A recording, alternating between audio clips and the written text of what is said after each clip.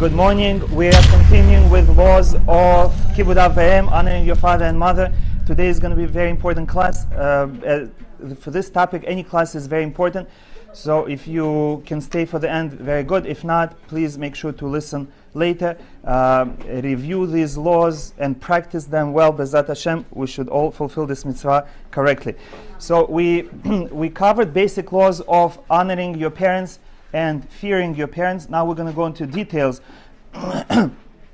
Most of these laws come from Shulchan Aruch, Siman Yoredeh, Siman Reish Mem and Reish Mem Aleph, which means 240 and 241.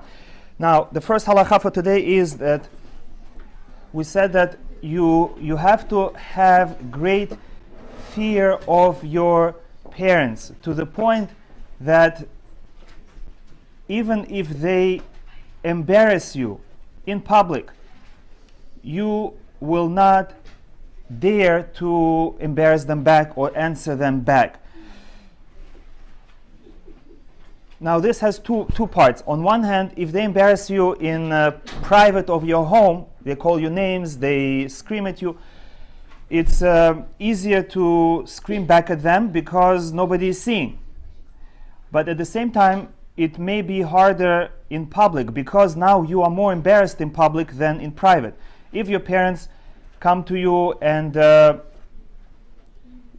fix your dress, fix your hat, if they come and tell you that you need to eat, in private you can ignore, but if they do it in public, you might say, oh, I'm adult already, leave me alone. You are more likely to react if you're embarrassed of your friends.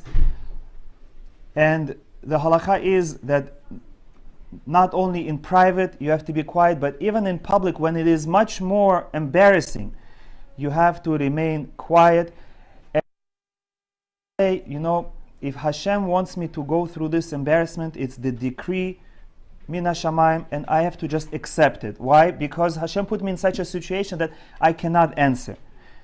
Can you tell them after, I didn't like that? Whatever you can tell them in public, you can tell them in private, and whatever you cannot tell them in public, you cannot tell them in private. You can answer politely, but you cannot answer in any way that embarrasses them back. Even though they embarrass you, you cannot embarrass them back. And the Talmud brings stories how a parent, a mother or father would come to a Jewish sage and they would break things, tear his clothing, spill things on him. Seemingly the parents were not 100%, and they did these things that are very embarrassing. At a public lecture, somebody comes and throws things at you and calls you names and rips your clothing, and they stayed silent. They were quiet and they said, I'm paralyzed, I cannot answer. Hashem said that in this situation I cannot answer back.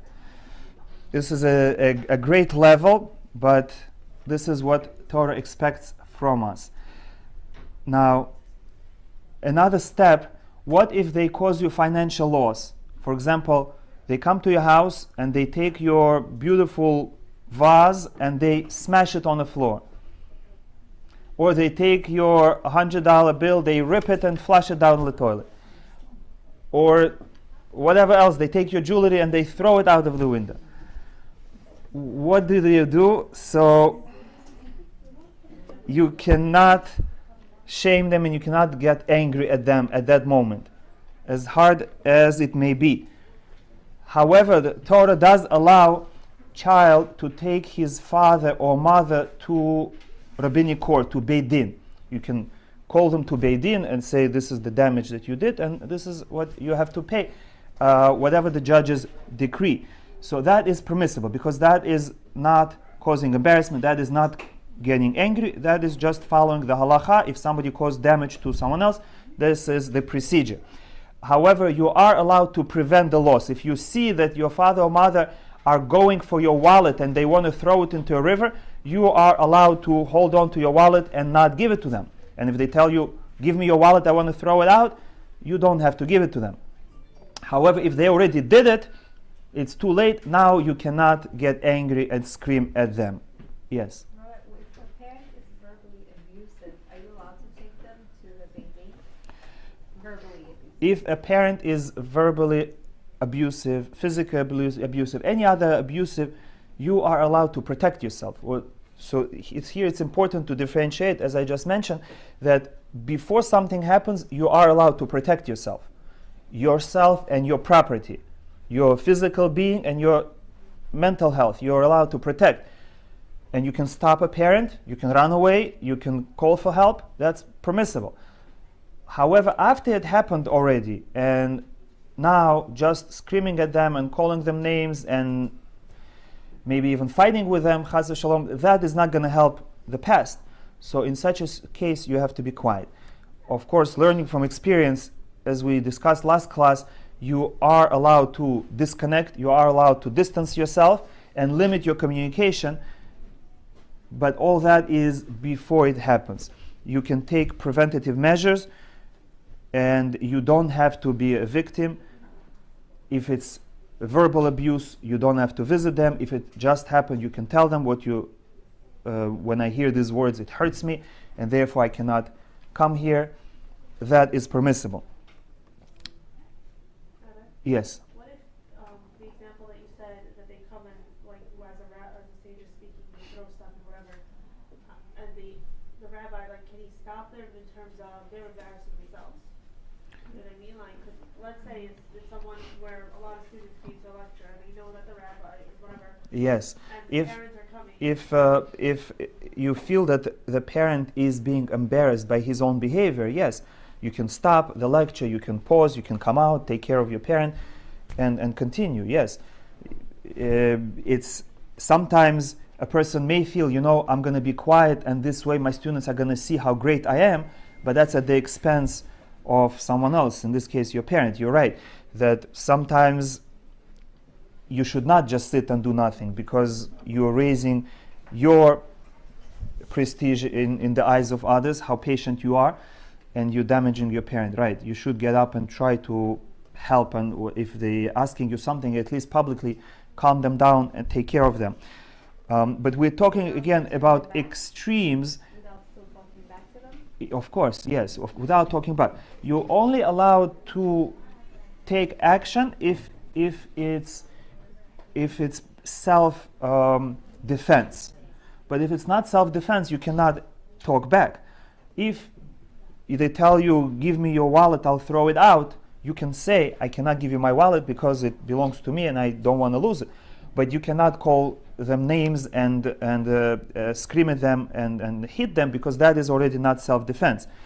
And if they threw your wallet out already, then again, it's not self-defense to scream at them at this point, because it already happened. Yes? Does that also count, not for self-defense, but defending somebody else? Like if it was one sibling and another sibling was being verbally, physically abused? Yes. To defend another sibling, you still can, but again, you have to do it politely. You can defend them, stand in front of them, help them to leave the room, but you cannot scream at your parent.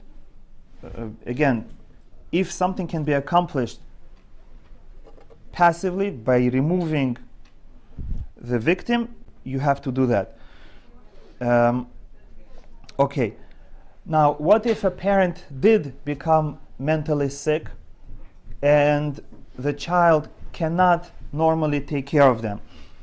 And every time they come in, the parent screams at them, throws things at them, and it's very difficult for the child because he cannot answer back, he cannot use force. What does he do? So in such a case, the child is allowed to hire somebody, either to hire somebody to serve the parent in their home, or if necessary, to bring the parent to a special hospital or facility where they can take care of them. And again, even though we try to have good relationship with parents and be close to them and friendly with them, but if that is not possible, it's better to be distant, and it's better that someone else takes care of the parent and have peace and have respect, mutual respect. Even though that is painful to bring your parent and put them in the care of someone else, but sometimes that is the best thing in a situation. In general, even if a parent is not mentally sick, but it's difficult for a child to take care of them, a child is allowed to send a shaliach, a proxy, send someone else to take care of them. That is permissible as long as parents' needs are being taken care of. The child fulfills his obligation. Now, what if a parent wants to serve the child? Can the child accept? Or can a child ask the parent, can you please give me this? Can you please serve me with this? Mom, Dad, can you please do this for me? So the rule is a child should not ask his parents to do him favors. Give me a fork, make me tea. That is not permissible. However, if a parent voluntarily wants to take care of a child is allowed to accept, but the proper thing is the child should apologize. As they're accepting the favor, as they're accepting the care from the parent, they should apologize and then they can accept the favor. Does that apply to in-laws too? Let's say if you ask your mother-in-law, can I have this? No, then it's more, with in-laws, it's more out of politeness and out of shalom bayit to keep them happy and your spouse happy. So it is recommended that you should serve them and not ask them to serve you, but it's not forbidden. So how can you get an example? So you can ask your parents to babysit or to help out if there's no school or whatever else. You can ask them, yes, but it shouldn't be a command. Please give me a fork. You can ask, I have difficulty, what should I do? Are you able to help me? And you discuss it without giving command, without directly telling them what to do. And this is something very common because from childhood, when a 2-year-old learns to talk, he demands, I want this, give me that. And then as we grow up, we're used to asking our parents directly and commanding them. But then as we mature, it has to change. We can no longer tell our parents, give me this, do this for me. It already has to be in a more polite, in a conversation way, so that they have a choice to say no. And it's as if you're asking them if they would be able to help me, not telling them what to do. You said that it should come with an apology? So If you're accepting a favor from your parent, you should apologize. For example, your mother serves you tea, you didn't ask her, but she's serving you tea, and you say, oh, I'm sorry, I would have done it myself, thank you very much, and then you can accept it. I have a question. Yes. Let's say if my mom goes to get herself tea and I say, Mom, do you mind bringing me some hot water? Am I allowed to do that? Yes, With a please and a thank you. You have to be very careful. Not like, It's she's sitting on the couch or I'm sitting on the couch and I'm saying, Mom, like, can you get me a cup of water? It's more like she's already in the kitchen. Do you mind bringing me this? you have to be very, very careful because it can very quickly turn into a direct request.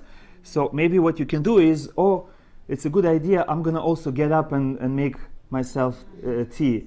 And then she'll say, oh, don't worry, I'll bring it. And then you say, oh, I'm sorry, I didn't want to ask you.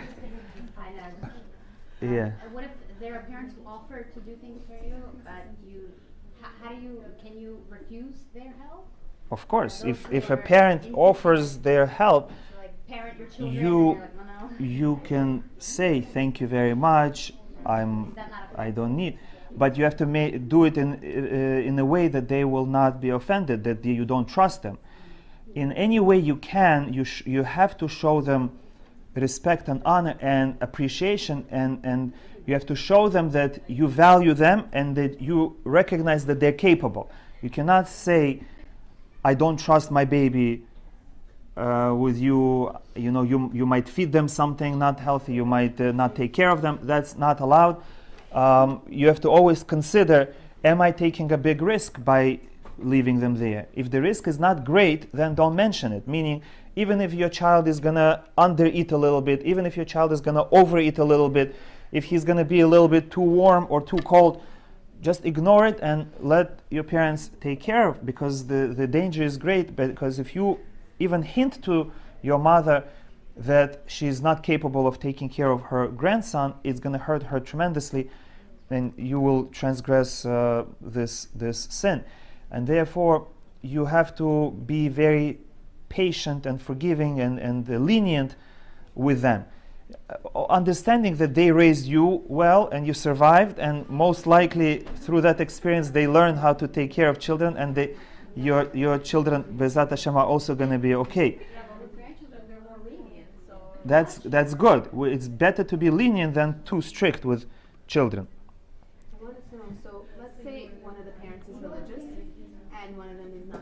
And so you're not allowed to tell the parent that's religious, I'm not really comfortable with my child being left alone with this parent because, they're not religious and they don't really follow by my kashrut rules or whatever. And And the parent that you're telling is understanding and says, yes, I understand. Yeah. But will not leave the child alone with this If other parent. one of your parents is more observant than the other and you trust them more, you can speak to them not in the presence of the other parent, and you can ask them to oversee what's going on.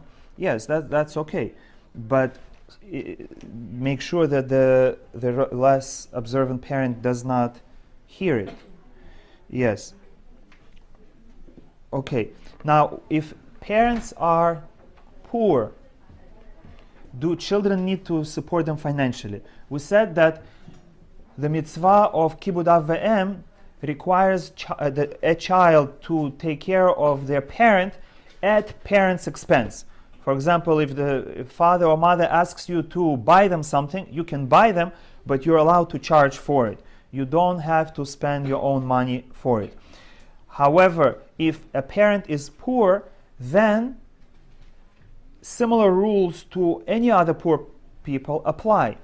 For example, just like if any poor person is in need and you are in position that you can provide them with this financial help, you're obligated to do so. And we have a rule that when you separate maaser or when you distribute tzedakah, people that are closer to you have higher priority. They take precedence before people who are further away from you. So, for example, if you have a certain amount of maaser and your parents need it, they come first. Or if you're older and you have younger children and they need help, instead of giving it to someone else, you are allowed to give your tzedakah and your maaser to your children. That would count as maaser? And that counts as maaser because they're no longer dependent on you. They started their own family and they find it hard to make ends meet. By giving them money, supporting them, you are helping another Jewish family. And that is counted as charity, as tzedakah. So if your parents are poor and they need help, you are obligated to help them financially if you're capable.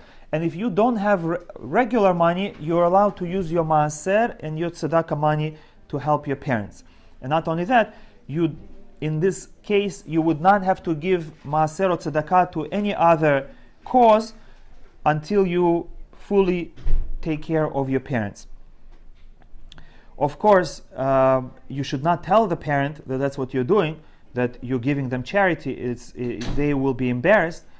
But for your own personal finances, you can count it as maaser. If there are few siblings and some siblings are more wealthy than others, then the financial responsibility goes first on the siblings that can afford it more. That is, if they're willing to take that responsibility. On the other hand, if they want everything to be divided equally, then even the poor sibling has to participate equally, but he can use his maaser, whereas the more wealthy one should use his regular money. In this case, we say that even your own children, according to law, Torah law, as long as the child is old enough that he can go and find his own work for himself and earn his own money, you technically don't have to support them. So if a child, let's say 10-year-old, can get a job, whether it's babysitting or helping in a store, whatever it is, they can already earn their own living. So technically, you supporting them is counted as your charity, because here you're supporting who is technically an adult who can earn his own food, and instead you are supporting them. However, we don't apply that rule unless you have to. Meaning, if you have enough money to feed your children with regular money, don't give them charity. Don't give tzedakah and maaser to support your children in their food, in their clothing, or in their education. So we don't use maaser money for tuition. We don't use it for children's trips or food or clothing. However, if a parent cannot afford to pay regular money for tuition or food or clothing, then they are allowed to use maaser money even for their own children's tuition. Why? Because when we separate maaser, we say that I'm separating this money to be used for any mitzvah, any good deed, to support anyone who is poor. And in this case, your children are poor. There is nobody who is going to take care of them if you don't take care of them. And therefore, you're allowed to use your maaser for your children's needs, but only if you cannot afford it otherwise. And the same with your parents. Now, what if the parent asks, can you please go with me to doctor's appointment? And you say, but I have work, and I'm going to miss a day of work, and I will lose money. Do you have to lose a day's worth of work in order to take your parent to a doctor? And here, the rule is that if the child can afford to miss a day of work, he is obligated to physically go with them and miss the day of work. If they cannot, and it's cheaper for them to hire somebody, they can hire somebody to go with them. And if they cannot afford to miss a day of work, then they are allowed to refuse. They are allowed to say, I cannot do it. As we said, that you don't have to pay in order to serve your parents. They have to be willing to pay. You are providing the service, and only if they're poor, then you can support them financially. In this case, if a parent is asking you to miss work, and they can actually hire someone themselves, or they can pay you. If they're willing to pay you for your days of work, then you go. Then it's more important to help them, and they'll pay for your salary.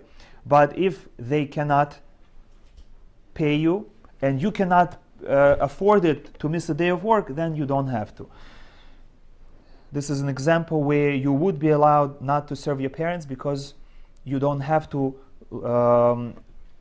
lose money in order to fulfill this mitzvah. Yes? I'm not sure if you mentioned it because I was out of the classroom, but if let's say your parents expect you or they want you to pay for something particular, like a certain bill a month or whatever, because they don't have the means or they can't go any more above their means, is it considered charity?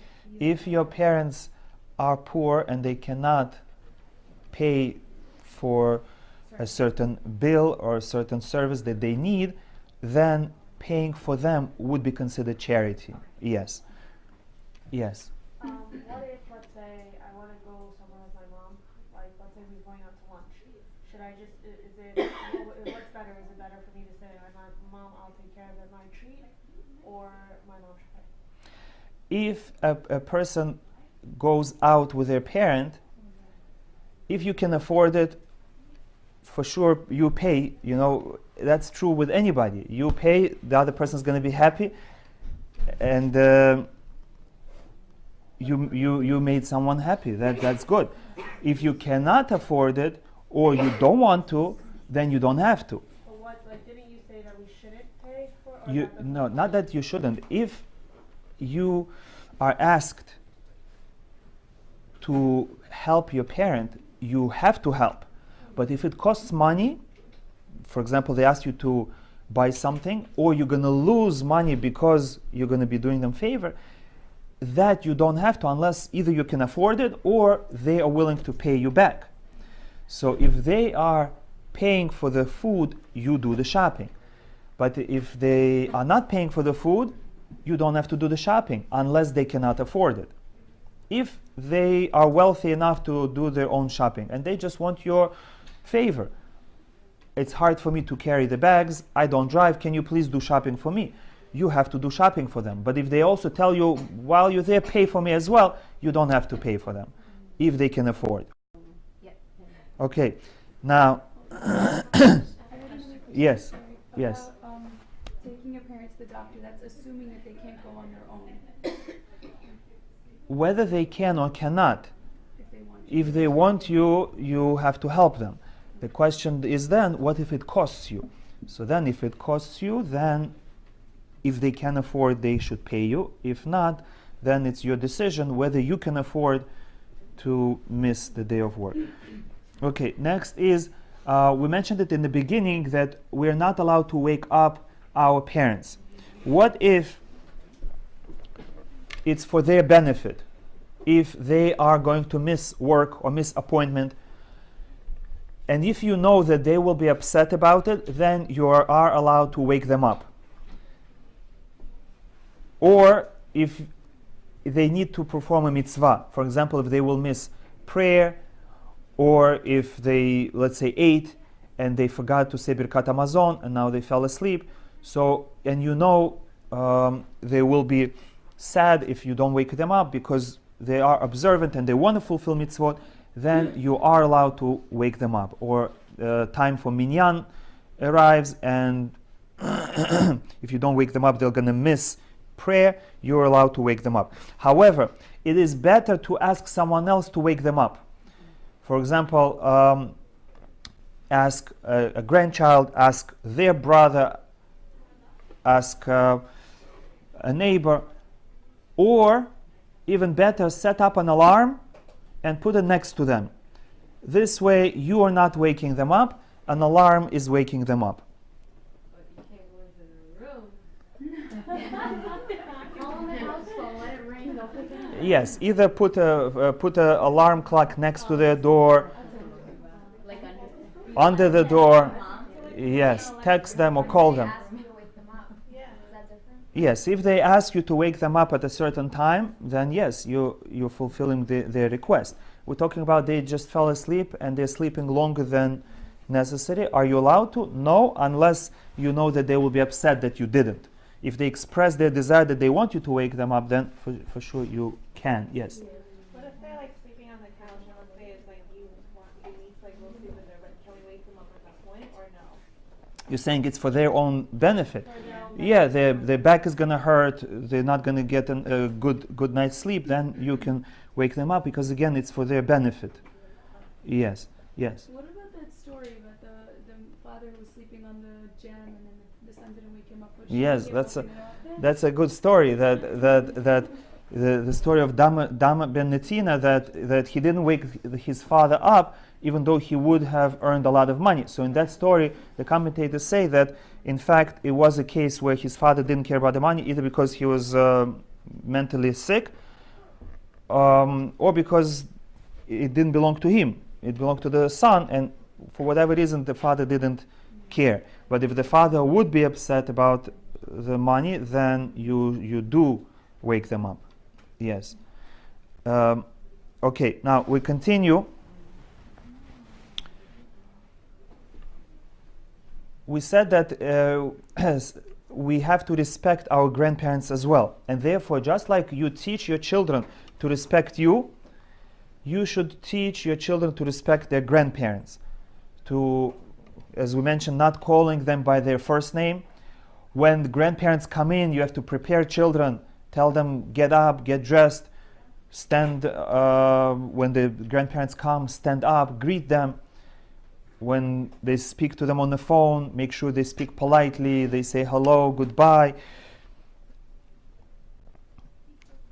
And it will be your mitzvah of honoring your parents by teaching your children to honor them. Because again, you're showing your parents respect by showing that you value them so much that you will even instruct your children to honor your parents.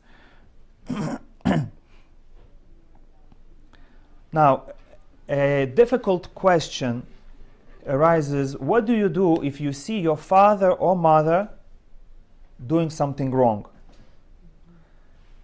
Whether it's wrong that you think just practically is wrong, they're not cooking right, they're not walking right, they're not sitting right, or it's relating to religion, they're not fulfilling a mitzvah correctly, or even worse, they are violating a commandment. Should you say something? Should you stop them? Should you teach them? You, of course, cannot, whatever you do, you cannot be disrespectful, and therefore you cannot say, father or mother, you are doing an averah, you are doing something wrong. That you cannot say. But what you can say is, father, mother, it says in the Torah like this or like that. And by hearing that, you are hinting to them, by saying that, you're hinting to them that there is such a commandment, there is such a mitzvah. Either they were not aware or they forgot, and you're reminding them, but not directly saying that you're doing something wrong. We mentioned this again, but it's very important because the first reaction is they're doing something wrong, they're going to get Chas v'Shalom Gehinam, and I need to protect them, and if I don't stop them, then I'm going to be punished.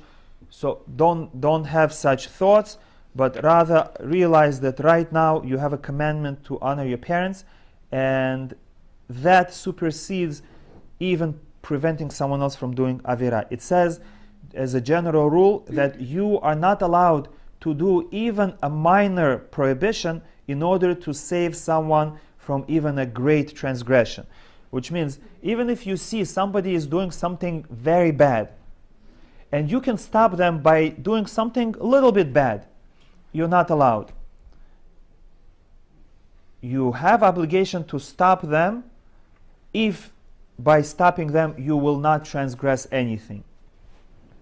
And therefore, you always have to think, if I scream at them, I'm going to transgress. Even though I will stop them, but I'm going to do more bad than good. Because I'm not allowed to go against Hashem in order to stop someone else doing something against Hashem. So, when you try to rebuke your parents, you have to say it in a question form. Isn't it proper to do this? Doesn't the Torah say this? Isn't the rule this? Isn't the custom to do it like this? And similarly, if your father or mother say something that you know is wrong, you don't say, no, that's wrong. No, that's not how it says. No, the halacha is like this. But rather,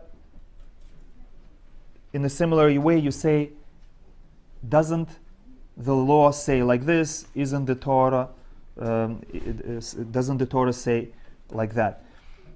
Yes? Are we allowed to do something, let's say, behind their back? If, let's say, they don't agree with something, and you don't want to disrespect them and disagree with them, but you want to do the right thing. If they're not doing the right thing, are you allowed to do it behind their back?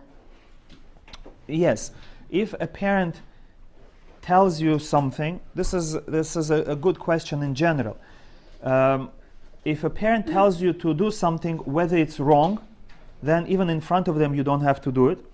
But let's say a parent tells you to wear a coat because it's cold. but you happen to be hot and you don't want to wear a coat.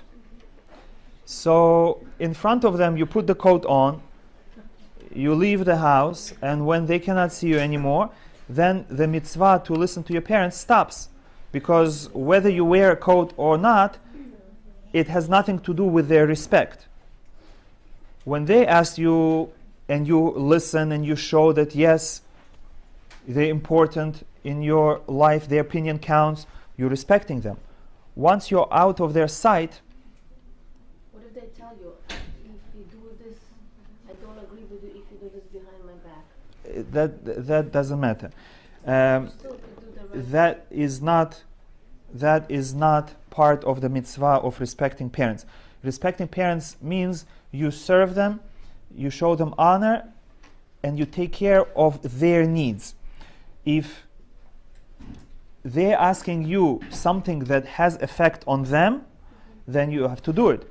But it has nothing to do with them, then it is not part of respect. So if your parent tells you to do something and it only affects you, doesn't affect them, you don't have to listen. Again, in front of them, it's disrespectful not to, but when you're not in front of them, you don't have to. Right. We're going to speak more about it. What if they ask you to get a certain job, to go to a certain college, to marry a certain person? Do you have to listen? To live in a certain place? There are like few things you're not supposed to. Generally, you don't. Right. So we're going to speak about the details. Yes. In that situation with the coat, can you politely say, Mom, let's go by the balcony or window? Yes, for sure. You can speak about it and you say, let's go outside, check if it's hot or cold. Let's see what the weather is. Maybe I can wear a lighter coat. You can discuss it, yes. But if they're stubborn, they just say, no, I want you to wear it. Okay, wear it temporarily. When you leave, you don't have to. And the same with your children. They might tell you, oh, you're not raising your children correctly. You should do like this. We did it like that. So you say, oh, okay, thank you. I didn't know. Thank you for informing me.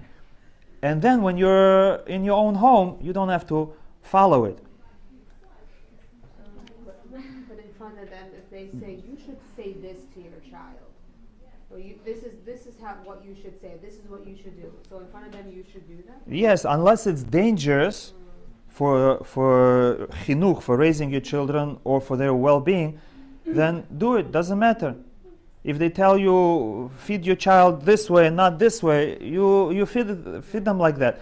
Doesn't matter. When you come home, then you do whatever you feel is right for your child. It's in your house. Like, what if it's in your house? They're in your house, and you're like trying to, like, grandparents are very emotional. They Yes. want to get involved. Even if it's in your house, if they're there temporarily, next to them, they tell you change diaper like this. Okay, I'll change diaper like this. What about if they rebuke But- your child, like in front of you, like I tell her, like, don't get involved. Let me do it, first of all, because I see she's getting. Yeah, you can. Or Yeah, feel bad. yes. Don't If let if me your do it, if the grandparent educates the grandchild and the parent feels it's wrong, you can speak about it again in a polite way. Not saying that they're wrong, No, just let but me handle it. but you can say, yeah, why you getting, you take care of yourself. I'll deal with him. Can you say generally, like, we don't do this in our house, or this is not acceptable? Not without implying that they're doing something wrong. You can say that our custom is like this, they're used to this. What you do saying is also good, but they're used to this, and then that's okay. If your parents already live in your house Practically. and you cannot just do temporarily and then do what you want because they're always there, then you already have to have a discussion and explain to them that this is what you feel the proper way is. Yes. Rabbi, it creates no bond, no sense of character between you and your parent, because it's always like robotic yes, and you're trying to appease the situation. Or avoid an argument. There's no Connection. There's no connection. there is a connection because you are constantly aware of your parents' honor, their dignity, and you are treating them with respect. The opposite, there is no connection when a parent asks you something and you say no to them and you argue. She means like if you can't explain yourself to them or agree or disagree. You can you can explain. For example, not at the time when they tell you something. At a different time, you tell them, oh, mom, dad, I heard this, and I tried it and it works very well and I decided to do it. That you can say. But that's at a different time, not when they ask you to do something. Yes. If your parents aren't observant and they want to have like milk chocolate after eating meat, you obviously can't say anything, right? If they themselves. You can say that there is a custom like that. That there is such a rule. You can say, but without telling them, you cannot do it.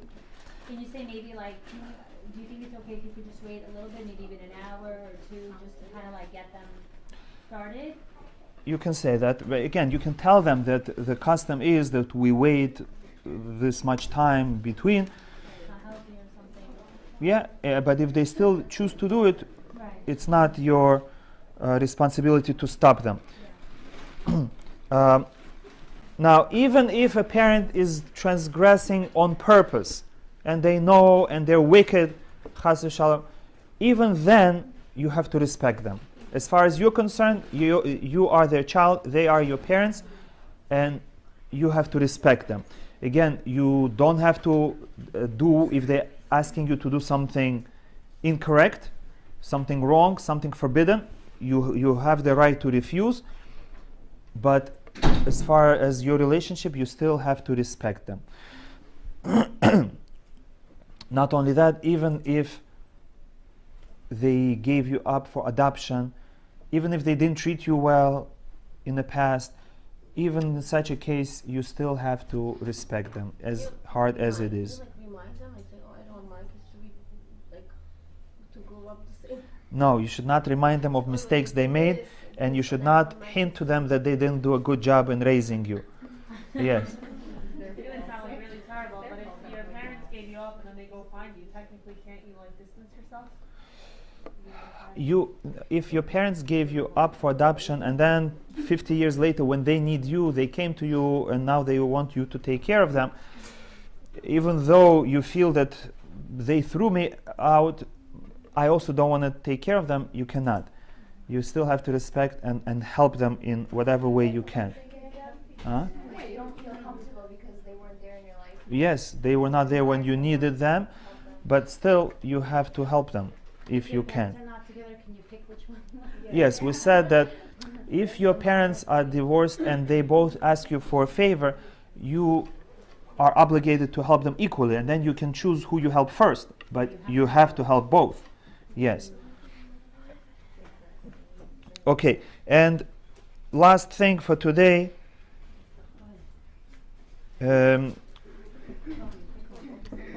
not only if a parent tells you to violate a Torah prohibition, you cannot do it. Even if a parent tells you, oh, it's okay, it's just from the rabbis, it's okay, don't do it.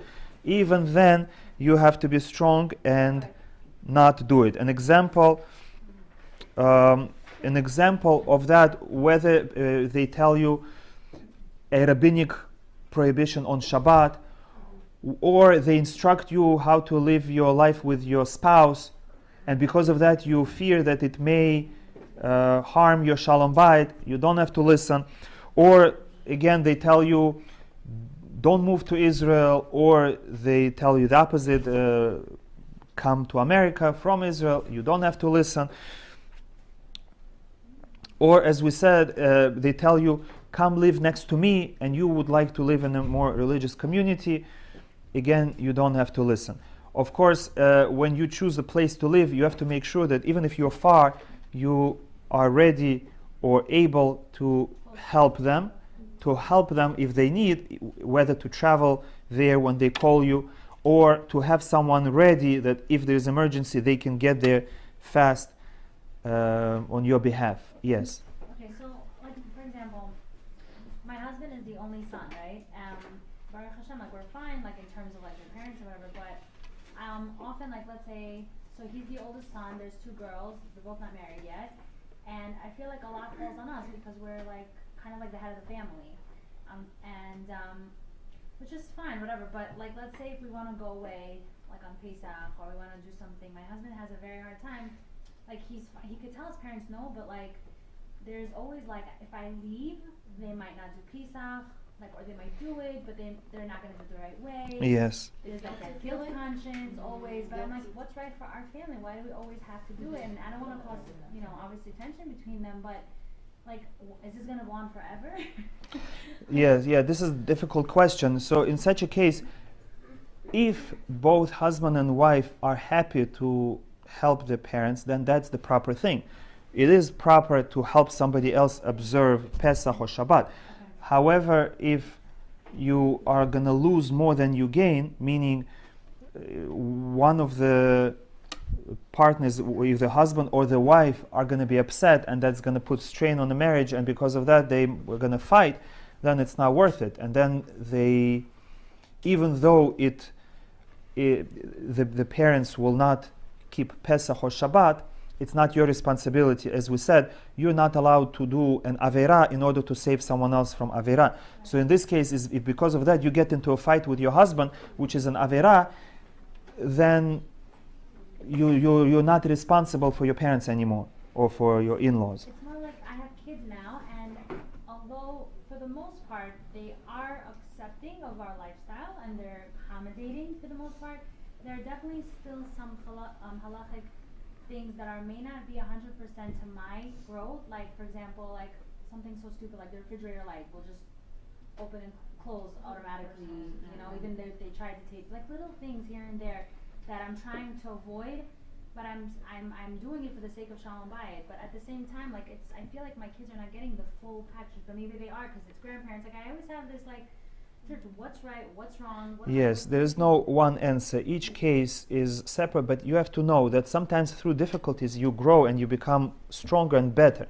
For example, if your children are aware of your challenges and they still see that you are handling them properly, and you train them to begin with that we're going there because we're strong and we want to help them, and even though we observe all these things that weaken us, but we're still going to be strong, and even though we see people who are not as careful as we are, we're there for them to help them to grow, then your children will grow up with this appreciation that we should help others and we should live our life not only for ourselves but for others, and even though if we're not going to grow as much, but it's worth it to help others, and that's good. On the other hand, if every time you go you're resentful and your children are resented and everybody is not happy, then you should reconsider. Yes. What if your in-laws, if they come, they start speaking Lashon Hara, but if your husband or your wife, they can't say anything to the parent, is the son-in-law or daughter-in-law allowed to say, how should they say it kindly, not to hurt their feelings, that you're not allowed, because the kids are listening and you don't want them to hear what they have to say, so how do you kindly tell them not to do it? Yeah. So at that time, it may be very embarrassing to tell them you're saying Lashon Hara, you have to stop. So the best is to change the subject,